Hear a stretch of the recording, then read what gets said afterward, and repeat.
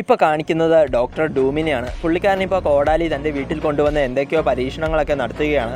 അങ്ങനെ അവിടെ എന്തൊക്കെയോ ചെയ്തുകൊണ്ടിരിക്കെ നമ്മുടെ ഡൂമിനെ റെഡ് സ്കള്ള് കോണ്ടാക്റ്റ് ചെയ്യുന്നു. എന്നിട്ട് ഡൂമിനോട് ഒരുമാതിരി മറ്റടുത്ത പരിപാടി കാണിക്കരുത്, ആ കോടാലി ആദ്യം കണ്ടെത്തിയത് എൻ്റെ പിള്ളേരാണ്, എന്നിട്ട് ഒരു ഉളുപ്പുമില്ലാതെ നീ നിൻ്റെ ആ നായിൻ്റെ മക്കളെ കൊണ്ട് എൻ്റെ പിള്ളേരെ അവിടെ നിന്ന് ഓടിപ്പിച്ചു, എന്നിട്ട് നീ ആ കോടാലിയും എടുത്തുകൊണ്ട് പോയി.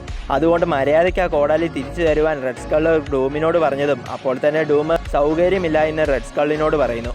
അത് കേട്ടതും ദേഷ്യം വന്ന റെഡ് സ്കള്ള് ആ ദേഷ്യമൊക്കെ കടിച്ചു പിടിച്ചിട്ട് വളരെ ശാന്തനായി ഡൂമിനോട്, പൊന്നു മോനല്ലേ, ആ കോടാലി എനിക്ക് തിരിച്ചതാ, ഒന്നുമില്ലെങ്കിലും നിന്നേക്കാളും എല്ലാവരേക്കാളും പ്രായം എനിക്കുണ്ട്, മാത്രമല്ല ഞാനാണ് നമ്മുടെ ഇടയിലെ സീനിയർ സൂപ്പർ വില്ലൻ, അതെങ്കിലും നീ ഒന്ന് ഓർത്ത് ആ കോടാലി തിരിച്ചു വരുവാൻ റെഡ് സ്കള്ള് പറഞ്ഞതും തീർച്ചയായും നിനക്ക് ഞാൻ തരൂല എന്ന് ഡോക്ടർ ഡൂം റെഡ് സ്കള്ളിൻ്റെ മുഖത്ത് നോക്കി പറയുകയാണ്.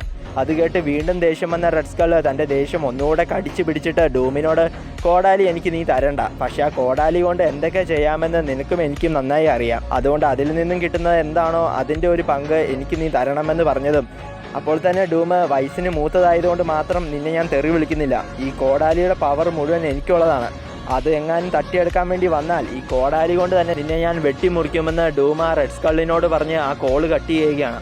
ഈ ഡൂമിനും റെഡ് സ്കള്ളിനും ഈ കോടാലിയുടെ പവേഴ്സിനെ പറ്റി എങ്ങനെയൊക്കെയോ വിവരം ലഭിച്ചിട്ടുണ്ട്. എനിക്ക് തോന്നുന്നത് നമ്മുടെ തോറും ഉലിക്കും ആ ഫൈറ്റ് ചെയ്യുന്നതിനിടയിൽ അവരുടെ വായിൽ നിന്നെങ്ങാനും പുറത്തു വന്നത് ഇവർ കേട്ടതായിരിക്കുമെന്നാണ്. അതിപ്പോൾ എന്തെങ്കിലും ആയിക്കോട്ടെ. ഇപ്പോൾ ഇവിടെ റെഡ് സ്കള്ളുമായുള്ള കോള് കട്ട് ചെയ്തതിന് ശേഷം നമ്മുടെ ഡൂം ആ കോടാലി തൻ്റെ കയ്യിലെടുക്കുകയാണ്.